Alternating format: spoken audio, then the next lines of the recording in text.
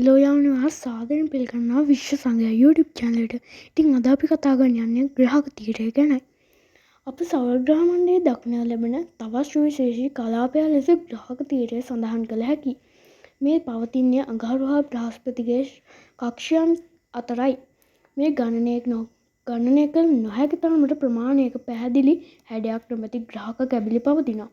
මේවා චූල ග්‍රහයන් කියාද හඳුන්වනවා. මේවා ග්‍රහක තීරයේ දැනට හඳුනාගෙන ඇති පරිදි විශාලතම චූල ග්‍රහයන් 4ක් සිටිනවා. සිරස්, වෙස්ටා, ප්ලා සහ හයිජියා යනුවෙන් මේවා හඳුන්වනවා. මේවායේ සාමාන්‍ය විශ්කම්භය කිලෝමීටර් 400ක් පමණ වෙනවා. නමුත් යාමන ග්‍රහලෝක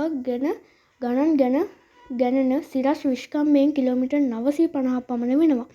මේවා අතර දුවිලි තරම් අංශුමය ග්‍රහ කොටස්ද දක්නට ලැබෙනවා. අඟහරු සහ බ්‍රහස්පති පිබිදෙමින් ඇති වූ කොටස් නිසා බවට මතයන් පවතිනවා. තවත් මතයන් පැවසෙන්නේ සූර්ය දූවිලි වලාවක් ග්‍රහලෝකයක් ලෙස ඝනීභවනය වන්නට ආරම්භ වුවද බ්‍රහස්පතිගේ අධික ගුරුත්ව බලය හමුවේ එසේ වන්නට නොහැකි කුඩා කොටසක් බවට පත් වූ බවයි.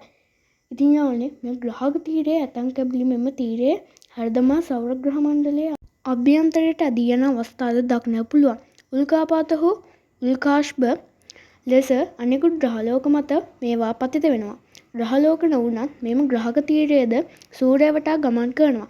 ග්‍රහක තීරය සොයා ගනු ලැබුවේ අපූරු ගණිත ක්‍රමයකට අනුවයි. මෙම ගණිත ක්‍රමය තිතියස් බෝඩ් නියමය යනුවෙන් හඳුන්වනවා. එම නම ඊට යොදා ඇත්තේ නියමය බිහි කිරීමට මුල් වූ පරමාණු තාරකා විද්‍යාඥයන් දෙදෙනෙකු ජොහාන් තිතියස් සහ ජොහාන් බෝඩ් සිහිවීමටයි. විශ්ව සංගය